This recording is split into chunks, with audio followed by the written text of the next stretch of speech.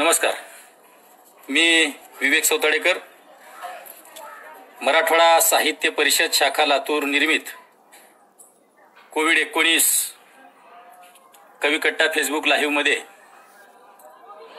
तमाम मराठी रसिक श्रोत्यांचं मनपूर्वक हार्दिक स्वागत. रसिक श्रोतेहो, पाहता पाहता या कविकट्ट्यावर आज तागायत उभ्या महाराष्ट्रातून 47 विविध क्षेत्रातील नामवंत कवी आणि कवयित्रींनी हजेरी लावली. अर्थात कविकट्ट्यावरील कवी आणि कवयित्रींनी जवळजवळ अर्धशतक आता पूर्ण होत आलेला आहे. एवढ्या कवींनी या ठिकाणी हजेरी लावली. तरीही आणखी खूप साऱ्या कवींनी आमच्याकडे नोंदणी केलेली आहे. परिषदेचा विचार असा होता की सुरुवातीचे 45-46 कवी हे महाराष्ट्रातील इतर क्षेत्रातून इतर मंचावरून या कविकट्ट्यावर निमंत्रित करावेत आणि उर्वरित 4 ते 5 कवी हे मसाप कार्यकारिणीच्या माध्यमातून या कविकट्ट्यावर निमंत्रित केले जातील, असा एक विचार मसाप लातूर शाखेच्या वतीनं करण्यात आला. परंतु आणखी कवींचा ओढा पाहता आणखी एकदा पुन्हा नव्यानं विचार करावा लागतो की काय, अशी एकंदरीत परिस्थिती निर्माण झालेली आहे. दशकावरची रसिक श्रोत्यांची संख्या शतकावर गेली आणि शतकावरची रसिक श्रोत्यांची संख्या आता सहस्त्रावर म्हणजे हजारावर गेलेली आहे. हे मला वाटतं मसाप लातूर निर्मित कोविड कविकट्ट्याचं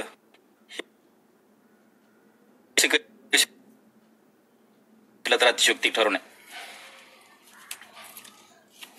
परवालाच मसाप कार्यकारिणीवरील शैलजा कारंडे या कवयित्रीने आपलं काव्य पुष्प गुंफलं. आज आणखी एक कार्यकारिणीच्या सदस्या आपण या कविकट्ट्यावर त्यांना निमंत्रित करतोय. तिच्या सदस्या आपण या कविकट्ट्यावर त्यांना निमंत्रित करतोय. बहुतांश प्रमाणामध्ये या 45 आतापर्यंत झालेल्या 47 कवी आणि कवयित्रींचा परिचय देण्याचं बहुतांश प्रमाणात मोठ्या प्रमाणामध्ये काम 2 कवयित्रींनी कार्यकारिणी आहे. त्यापैकी शैलजा कारंडे एक आहेत आणि ज्यांना मी आता निमंत्रित करणार आहे अशा एक कवयित्री या ठिकाणी आपल्याकडे येणार आहेत. खऱ्या अर्थानं परिचयकाराच्या भूमिकेतून त्या आपल्यापर्यंत आलेल्याच आहेत.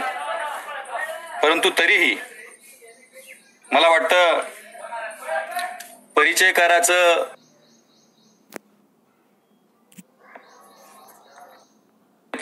सौभाग्यवती नयन महेश राजमाने भादुले या खरं तर त्यांचा परिचय आपणा सर्वांना आहेच. तरीही परिचयकाराचं काम हे एक येणाऱ्या वक्त्याचं किंवा कवी कवयित्रींचं एक स्पीच तयार करणं, एक टेम्पो तयार करणं असं असतं. मी तोच टेम्पो आणि तो स्पीच तयार करण्याचा प्रयत्न यांच्या अल्पशा परिचयाच्या माध्यमातून करण्याचा प्रयत्न करतोय. सौभाग्यवती नयन राजमाने या संबंध महाराष्ट्राचं आराध्य असलेल्या भगवंताच्या अर्थात विठुरायाच्या पंढरीत जन्माला आल्या आणि कर्मवीर भाऊराव पाटलांच्या नावाने चालणाऱ्या पंढरपूर येथील महाविद्यालयात त्यांनी शिक्षण घेतलं. मला वाटतं हे एक जमेची बाजू आहे असं मला वाटतं. शालेय स्तरापासूनच विविध स्पर्धांमध्ये गुणवंत असलेली ही भादुलेंची कन्या 1984 साली बार्शीच्या राजमाने घराण्याची सून झाली. पूर्वीपासूनच व्याख्याने, परिसंवाद, चर्चासत्रात रमणाऱ्या नयन राजमाने या आपल्या पतींसोबत कर्तव्यासाठी लातूर नगरीत स्थिरावल्या. विवाहानंतर लातूरच्या अभिनव अध्यापक महाविद्यालयाच्या भित्तीपत्रिकावर पहिल्यांदा त्यांची कविता झळकली आणि मला वाटतं खऱ्या अर्थाने विद्यार्थी दशेतच त्यांनी साहित्य क्षेत्रामध्ये प्रवेश केला.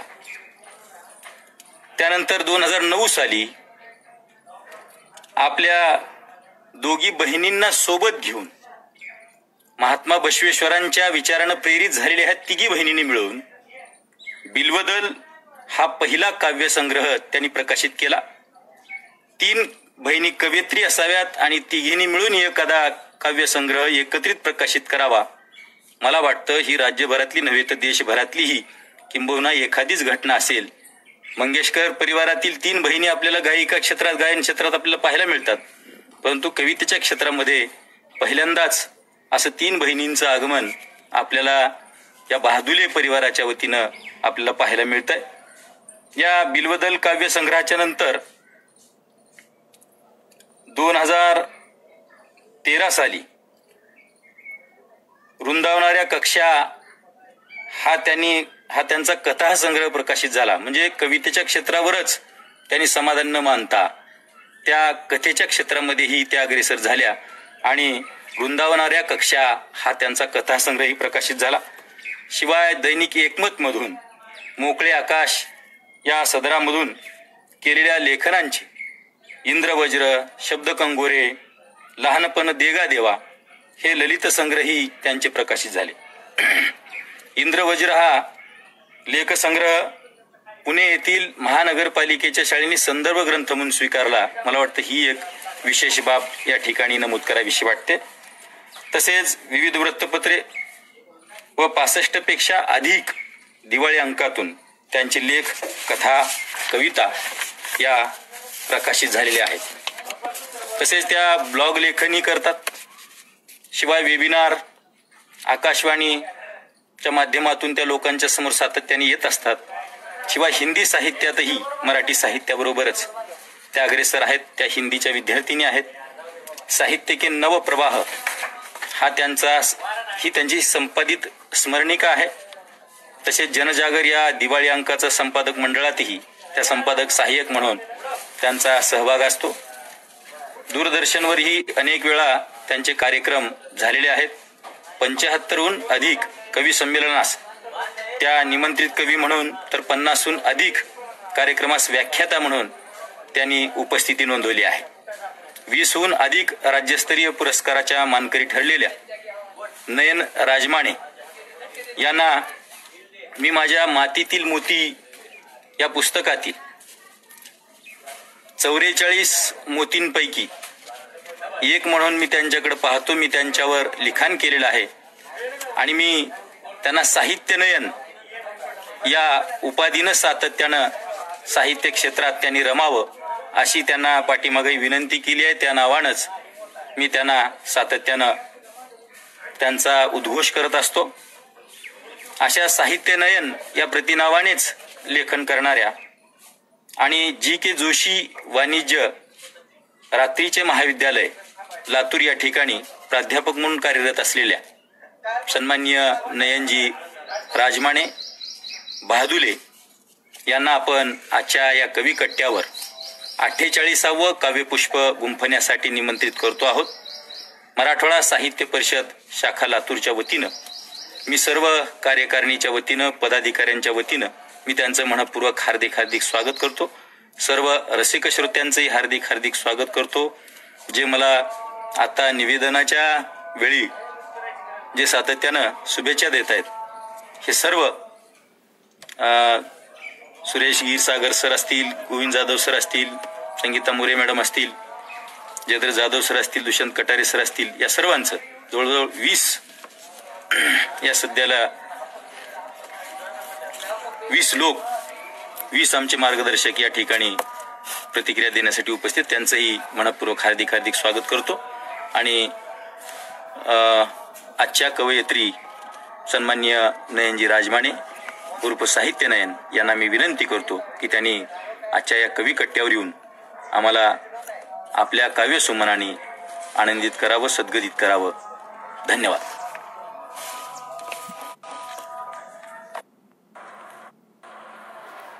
नमस्ते.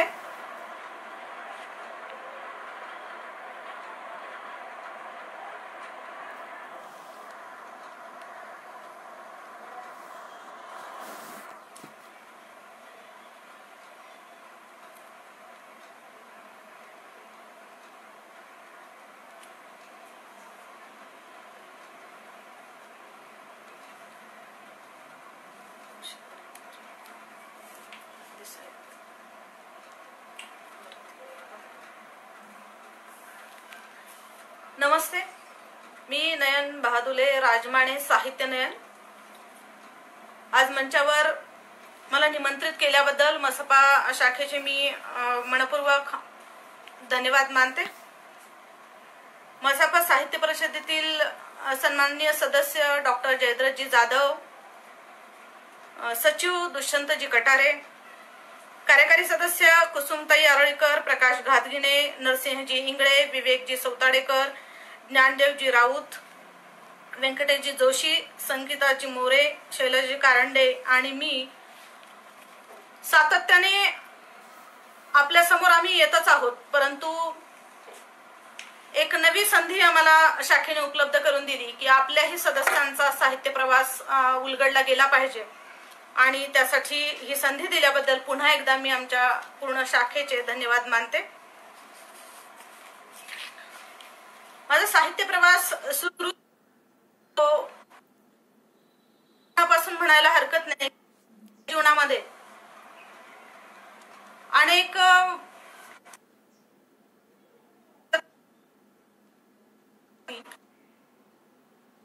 प्राथमिक शिक्षण जे आहे ते झेडपीच्या शाळेमध्ये झालं आणि त्या शाळेमध्ये सातत्याने प्रार्थना सभेमध्ये श्लोक म्हणणं असेल, प्रार्थना म्हणणं, इतर जयंती उत्सव कुठले असतील त्यावेळी कुठलेही विषय मांडायचे झाले तर त्यावेळेस मी सातत्याने समोर येत होते. ती संधी मला मिळत होती आणि त्याच्यामुळे एक वेगळा मंचावर येण्याचं लहानपणातच मिळालं आणि आपल्याला काय बोलायचं आहे याच्याविषयी थोडंसं तयारी त्या लहान वयात सुद्धा कोणाच्या तरी मदतीने, शिकवायला असलेल्या शिक्षिका असतील किंवा घरात असलेले आई वडील असतील, मोठ्या बहिणी असतील, यांच्या माध्यमातून ती तयारी करायची सवय लागली आणि तेव्हापासून थोडंसं लिहायला सुरुवात झाली. मग त्यानंतर वक्तृत्व स्पर्धा असतील किंवा भाषणं असतील, अशा अनेक गोष्टींमधून हे अनुभव जे आहेत ते जमा होत गेले आणि याच्यातून बक्षिसं मिळत गेली, स्पर्धांमध्ये भाग आवड निर्माण झाली आणि त्याचा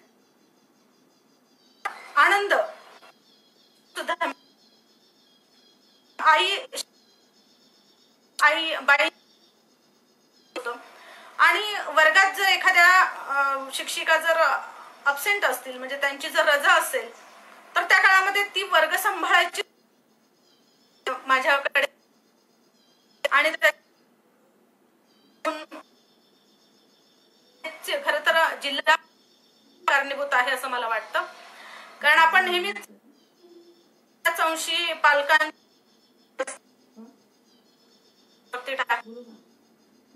या शिक्षकांनी टाकलेल्या जबाबदारीतूनच विद्यार्थी घडत असतो.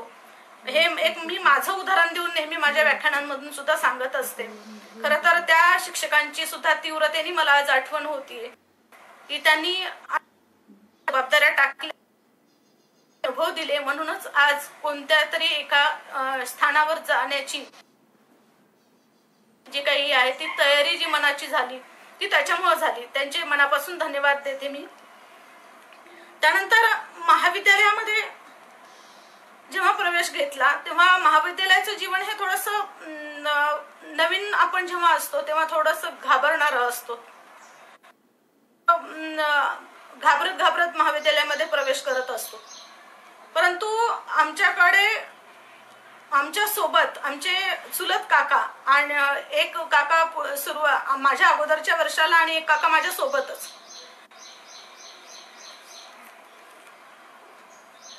थोडासा नेटचा प्रॉब्लेम झालेला दिसतोय. आता येतोय का आवाज तुमच्यापर्यंत?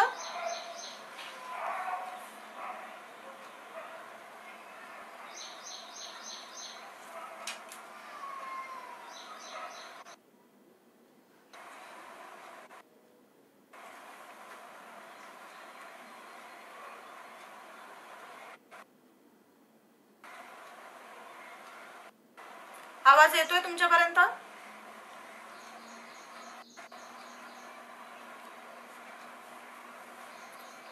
ओके, येतोय आवाज? करू दे सुरू. ओके. त्यानंतर महाविद्यालयाची सुरुवात जी झाली ती अशा पद्धतीने झाली. त्याच्यामुळं पंढरपूर हे माझं माहेर आणि पश्चिम महाराष्ट्रातलं हे गाव असल्यामुळे तिथली जी वैचारिक जडणघडण आहे, तिथले जे विचार आहेत, त्याच्यानुसार आम्हाला मुली म्हणून असं कोणतं बंधन त्यावेळेस येत नव्हतं. आणि त्याचा एक चांगला फायदा झाला की महाविद्यालयामध्ये कोणत्याही कार्यक्रमामध्ये भाग घ्यायचा म्हटलं तर कधी विचार करायला लागला नाही. आवड असल्यामुळे आणि संधी उपलब्ध झालेली असल्यामुळे सातत्याने कार्यक्रमामध्ये सहभाग घेत राहिले. माझं महाविद्यालय होतं कर्मवीर भाऊराव पाटील महाविद्यालय, ज्याचं आम्ही शिकत होतो तेव्हा नाव होतं पंढरपूर कॉलेज पंढरपूर. इतकं सुंदर असं वातावरण होतं तिथं. मुलींना कोणत्याही बाबतीमध्ये मागे खेचणं हा प्रकारच कधी अनुभवायला मिळाला नाही. त्याच्यामुळे वेगवेगळ्या कार्यक्रमांमधून सातत्याने सहभागी होणं आणि लीडरशिप करणं जे असतं की सगळ्या मैत्रिणींचा ग्रुप घेऊन आपलं कोणताही कार्यक्रम यशस्वी करायचा, तर ती संधी तिथं मला मिळाली. अगदी गेट टुगेदर असू द्या किंवा कोणत्या सहली असू द्या, तर मी असेन तर मैत्रिणी येणार, अशा पद्धतीचं एक वातावरण त्यावेळेस तयार झालेलं होतं. आणि या महाविद्यालयामध्ये राम शेवाळकरांसारखे साहित्यिक असतील, लक्ष्मण देशपांडेंसारखे नाटककार असतील, नाना पाटेकरांसारखे अभिनेता असतील, अशा प्रकारच्या विविध व्यक्तिमत्वांचा परिचय इथं आम्हाला झाला. त्यांना सातत्याने महाविद्यालयामध्ये निमंत्रित केले गेले असल्यामुळे त्यांचे विचार ऐकणं, त्यांच्याशी संवाद साधणं, त्यांच्या मुलाखती घेणं, अशा प्रकारचा अनुभव या महाविद्यालयाने दिला. या महाविद्यालयाचे खरं तर खूप खूप आठवणी आहेत, पण मी आता त्या सगळ्या इथं बोलत बसणार नाही. पण ह्या अशा प्रकारे हे सगळं चाललेलं होतं महाविद्यालयामध्ये. आणि याच दरम्यान पुण्याला एक काव्य स्पर्धा आयोजित केली गेलेली होती. त्या स्पर्धेसाठी मी कविता, तसं मी वारंवार अनेक वृत्तपत्रातून लेखन करत होते. माझ्या कथा किंवा कविता किंवा काही वाटेल प्रासंगिक जे असेल ते मी लिहित होते. परंतु पुण्याहून एक स्पर्धा आयोजित केली गेली आणि तिथं आपल्याला काहीतरी पाठवायचंय म्हटल्यानंतर एक थोडा उत्साह वेगळा होता. तिथं मी ते पाठवल्यानंतर तिथलं निवड झाल्याचं मला म्हणजे बक्षीस मिळाल्याचं पत्र आलं आणि निमंत्रणही आलं. आणि हे होतं, या कार्यक्रमाचे प्रमुख होते इलाही जमादार. खरं तर खूप मनामध्ये खंत आहे की मी त्या कार्यक्रमाला जाऊ शकले नाही. त्यावेळेसचं वातावरण असं होतं की एकट्या महिलेला किंवा एकट्या मुलीला पाठवणं पुण्यासारख्या ठिकाणी पंढरपूरवरून, तेव्हा काही तेवढं म्हणजे मनावर कोणी घेतलं नसावं कदाचित. आणि माझ्यासोबत कोणी येऊ शकलं नाही, तरी तो एक कार्यक्रम मिस केलेला मला खूप ते जाणवतं. नेहमी खंत वाटते त्या कार्यक्रमाची. दुसरी गोष्ट म्हणजे अशाच प्रकारे मी हिंदी कविता सुद्धा पाठवलेली होती एका स्पर्धेमध्ये. ती कविता तुमची पुरस्कृत केली अशा प्रकारचं पत्र आजही माझ्याकडे ते आहे. त्याच्या पुसटशा म्हणजे अक्षरं थोडी पुसट झालेली आहेत. परंतु अशा पद्धतीनं मला महाविद्यालयीन जीवनामध्ये अनेक ठिकाणी जेव्हा प्रेरणादायी अशा गोष्टी मिळाल्या, अशा बसकीची थाप मिळाली, तेव्हा खूप आनंद होत होता. बार्शी सारख्या ठिकाणी कालिदास मंडळ जे होतं तिथे सुद्धा त्यांनी सुद्धा विविध स्पर्धांचं आयोजन केलं होतं आणि याच्यातून एक वेगळा अनुभव, वेगळी प्रेरणा मला मिळत गेली आणि मला जसं जमतंय तसं मी व्यक्त होत गेले. अगदीच काही मी क्रायटेरिया ठरवून माझ्या आयुष्याची दिशा घेतली नाही, परंतु आवड आणि आवडीतून सगळे जोपासलेले हे छंद, याच्यातून मी पुढे जात राहिले. कालांतराने मग लेख, कथा, ललित हे वृत्तपत्रातून प्रकाशित तर होतच होते. आणि महाविद्यालयामध्ये मला शिकवण्यासाठी त्यावेळेस दत्ता भोसले सर होते, जे ग्रामीण कथाकार म्हणून ओळखले जातात. आणि त्यांच्या मिसेस म्हणजे त्यांच्या पत्नी ह्या पाटील मॅडम, हे दोघेही आम्हाला मराठी शिकवायला होते. तर हे एक भाग्य असतं खरं तर. कारण जेव्हा मला ग्रॅज्युएशन नंतर विद्यापीठात शिकायची संधी होती, तेव्हा मला एक वेगळं प्रलोभन हेच होतं की माझ्या त्यावेळेसच्या बुद्धीनुसार की विद्यापीठामध्ये आपल्याला साहित्यिक लोक शिकवायला असतात आणि आपल्याला जर इतकं आवड आहे साहित्याची, तर आपण साहित्यिक लोकांकडनंच हा सगळा भाग शिकायला हवा, असं एक त्या वयामध्ये वाटत होतं. आणि त्याच्यामुळं तशी एक इच्छा होती, परंतु ती काही साध्य करून मी शकले नाही. कारण ग्रॅज्युएशन नंतर माझं लग्न झालं आणि त्याच्यामुळे मी मराठवाड्यामध्ये आले. तर मी आता अगोदर एक कविता घेते आणि त्यानंतर आपला साहित्य प्रवास सुरूच ठेवूया. सुरुवातीलाच पंढरपूर माहेर असल्यामुळे विठ्ठलाची कविता घेते. विठ्ठल सावळा. गरिबांचा मावळा विठ्ठल सावळा, रखुमाई भाळला विठ्ठल सावळा. गरिबांचा मावळा विठ्ठल सावळा, रखुमाई भाळला विठ्ठल सावळा. गालात हासला जनात बसला, मनात गायला विठ्ठल सावळा. वैजयंती माळा मदनाचा पुतळा, आगळा वेगळा विठ्ठल सावळा. टाळात दंगला चिपळ्यात गुंगला, कामात गुंतला विठ्ठल सावळा. दीनानाथ संगे लेकरांचा मेळा, जनी म्हणे जना विठ्ठल सावळा. वारीत चालला वार करी दमला, सेवेला पावला विठ्ठल सावळा. नयन म्हणे बा विठ्ठला वाजे खुळ खुळा, नयन म्हणे बा विठ्ठला वाजे खुळ खुळा, भुलवी गोपी विठ्ठल सावळा. मांडियेला खेळ रंगबुद्धी बळ, जिंकला मावळा विठ्ठल सावळा, जिंकला मावळा विठ्ठल सावळा.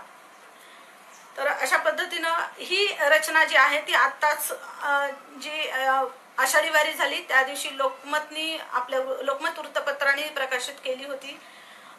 खरं तर त्यांचे धन्यवाद संपादकांचे. त्यानंतर मी माझ्या मैत्रिणीला खूप आवडणारी अशी रचना घेते. मोठं आईवरची रचना आहे ही, कारण आईनच तर हे सगळे संस्कार केलेले असतात. बाबा हे बाबांच्या कामामध्ये व्यस्त असतात. जरी अदृश्य असा पाठिंबा त्यांचा आपल्या पाठीमागे असला तरी सुद्धा सगळं आपल्याला घडवणारी जी असते ती आईच असते. आई घास भरवत असताना मी मान फिरवत होते. आई घास भरवत असताना मी मान फिरवत होते, ती धाव धावली माझ्यासाठी, ती मला पळवत होते.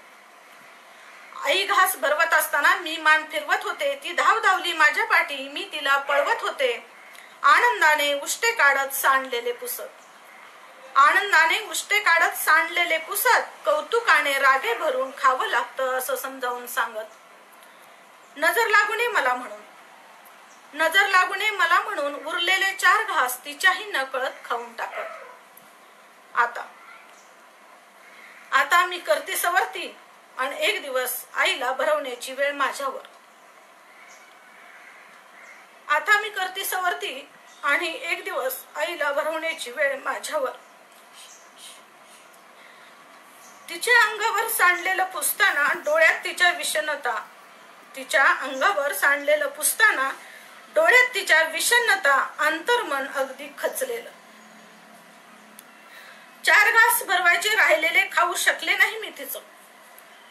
4 घास भरवायचे राहिलेले खाऊ शकले नाही मी तिचं. उरलेलं नाही उदात्त होता आलं मला, तिला नजर लागू नये म्हणून.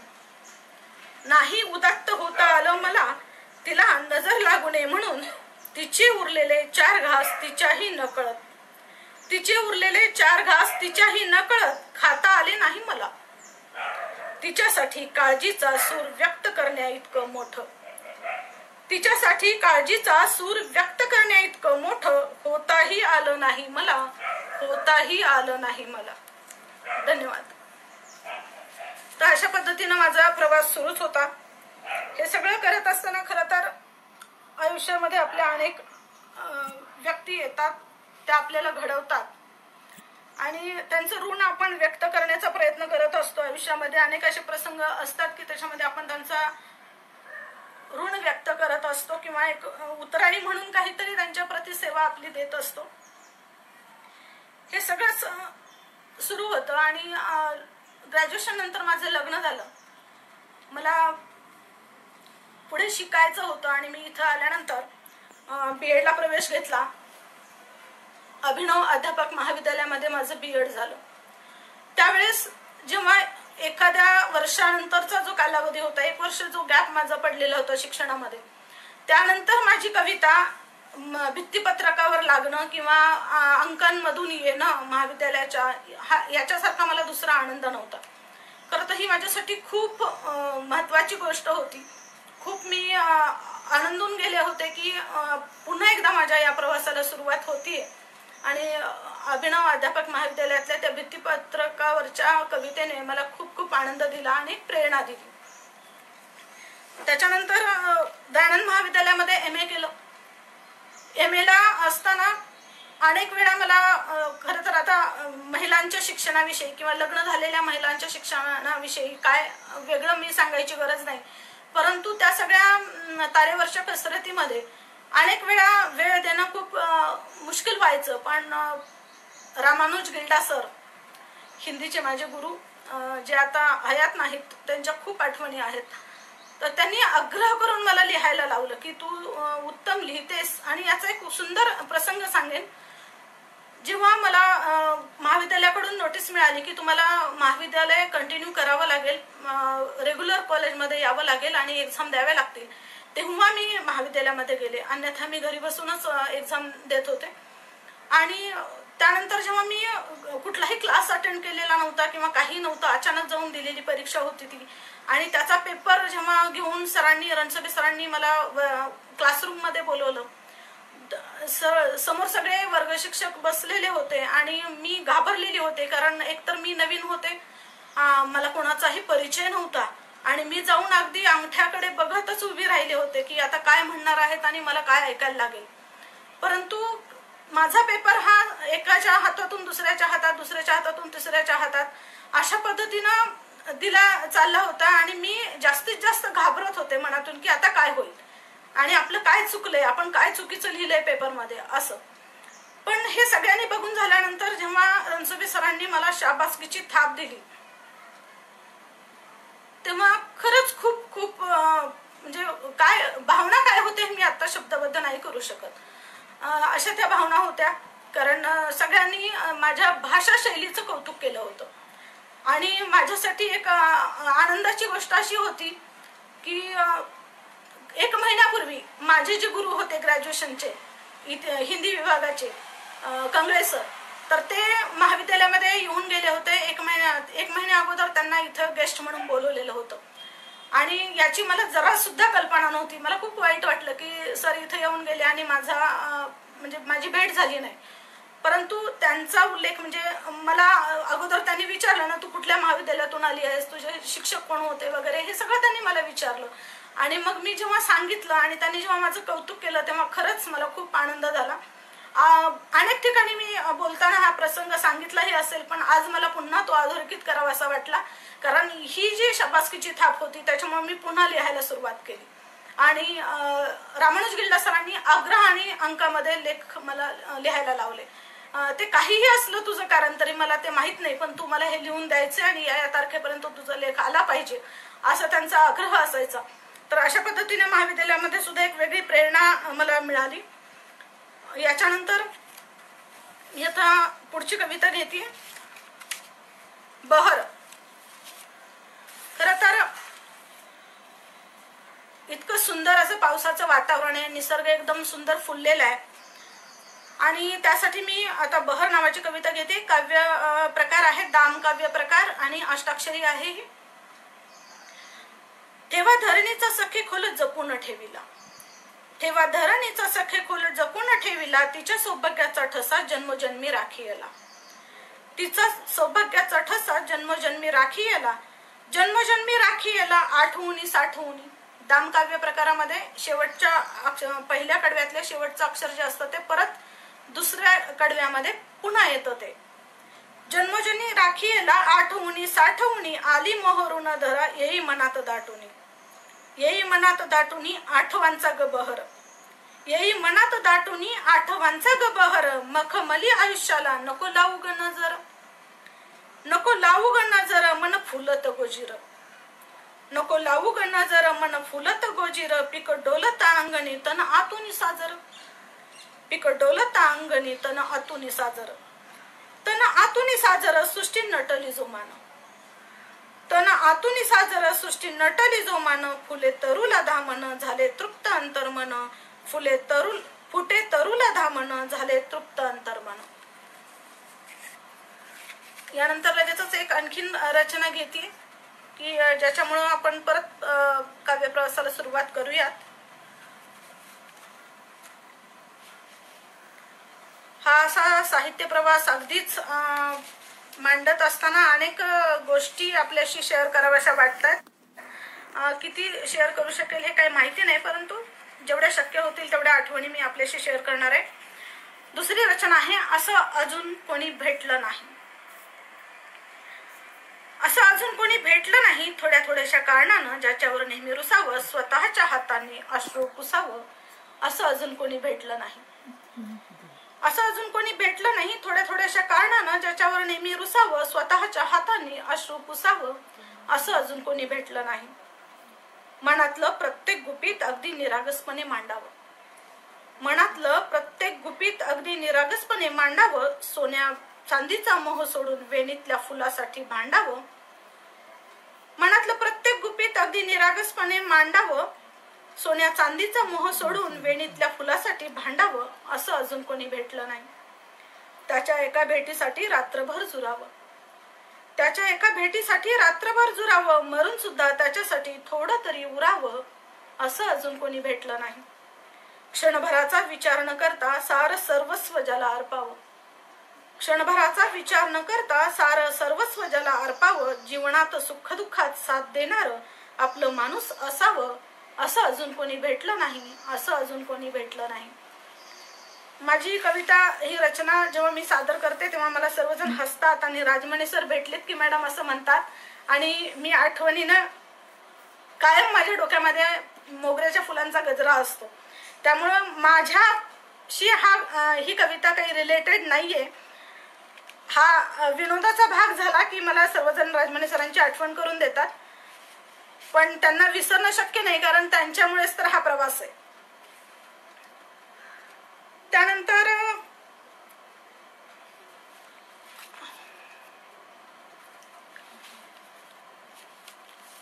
पुन्हा थोडासा असा विचार केला की चला आपण खूप दिवस झालं की खरं तर मी खूप महत्वपूर्ण सगळे श्रोते, रसिक, साहित्यिक, मान्यवर मंचावर उपस्थित आहेत आणि सर्वजण हो हो सर, सौताडेकर सर, राजमणी सर भेटलेत. मी आत्ताच कबुली दिली त्याची.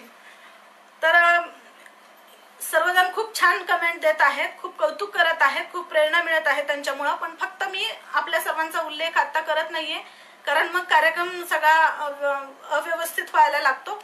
तर मनापासून सर्वांचे खूप खूप धन्यवाद.